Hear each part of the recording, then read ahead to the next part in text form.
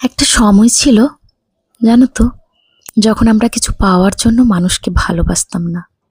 মানুষকে ভালোবাসতাম বলেই সব কিছু ভালো লাগতো। তখন বন্ধু মানে হিসেব ছিল না, বলো?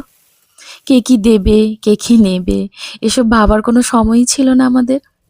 ছোটবেলায় আমরা হাসতাম মন খুলে, কান্নাটাও চিন্তা ছিল সত্যি, তাই না? আর রাগ, ওফ বাপরে বাপ, যতই রেগে যাই, কিন্তু সেই রাগটা 5 মিনিটেই উড়ে যেত। তখন আমাদের কেউ জিজ্ঞেস করতো না তোমাদের লাভ কি, কারণ ভালোবাসা তখন শর্ত সাপেক্ষ ছিল না, সত্যি কথা বলতে। কিন্তু বড় হতে হতে আমরা শিখে গেলাম হিসেব করতে, কি দরকার কি দরকার নেই, কে পাশে থাকলে লাভ আছে, কে পাশে থাকলে শুধু সময় নষ্ট। আজ আমরা খুব ব্যস্ত, হ্যাঁ এতটাই ব্যস্ত যে মানুষের কষ্টটা, মানে কষ্টটুকু দেখার মতন সময় থাকে না আমাদের। নিজের কষ্টটুকুই শুধু চোখে পড়ে।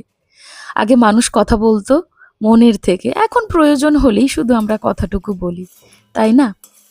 তোমাদের কি মনে হয়, আমি কি ঠিক বলছি? কেউ পাশে থাকলে আমরা বলি যে ভাগ্য ভালো, আর কেউ চলে গেলে বলি ওর দরকার ছিল, দরকার মিটে গেছে। তবে কি জানো তো, এখনো কিছু জিনিস বদলায়নি। কি বলো তো, এখনো বাড়ির খাবারে শান্তি আছে, এখনো পুরানো স্মৃতিতে উষ্ণতা আছে, আর এখনো কেউ কেউ আছে যারা কিচ্ছু চায় না গো, শুধু পাশে থাকে। হয়তো মানুষ স্বার্থপর হয়ে গেছে, কিন্তু ভালোবাসা হারিয়ে যায়নি।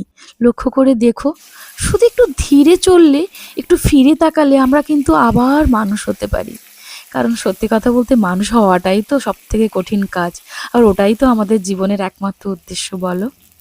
আজ আমাদের রান্নাতে ছিল ইলিশ মাছ, পালং শাক আর বড়ি ভাজা, ডালের বড়ি। আর সকালে ছিল নুডলস। টাটা।